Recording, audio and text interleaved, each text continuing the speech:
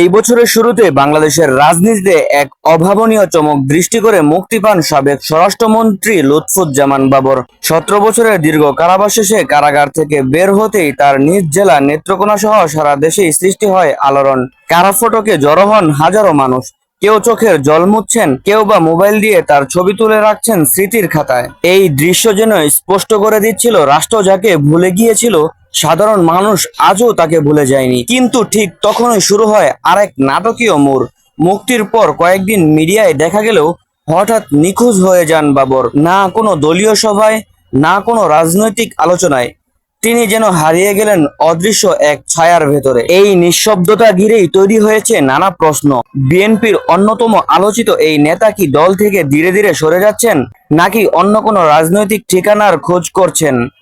গুঞ্জনের সূত্রপাত সাংবাদিক মাহমুদুর রহমানের বাসায় এক শোকবার্তায়, যেখানে দেখা যায় বাবর জামায়াতে ইসলামীর আমির ডক্টর শফিকুর রহমানের সঙ্গে আলিঙ্গন করছেন।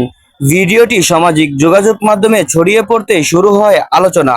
বাবর কি বিএনপি ছেড়ে জামাতে যোগ দিচ্ছেন? তবে এ নিয়ে এখনো কোনো আনুষ্ঠানিক বক্তব্য মেলেনি।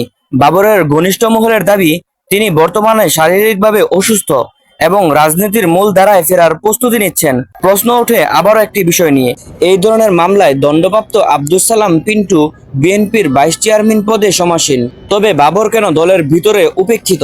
রাজনৈতিক বিশ্লেষকদের মতে বাবর ছিলেন এমন একজন নেতা যিনি ভারতের নিরাপত্তা নীতির জন্য ছিলেন বড় চ্যালেঞ্জ। 2004 সালের 10 ট্রাক অস্ত্র মামলার পর ভারতের সঙ্গে বাংলাদেশের সম্পর্ক তৈরি হয়েছিল উত্তেজনা, আর বাবর ছিলেন সেই ঘটনার কেন্দ্রবিন্দুতে।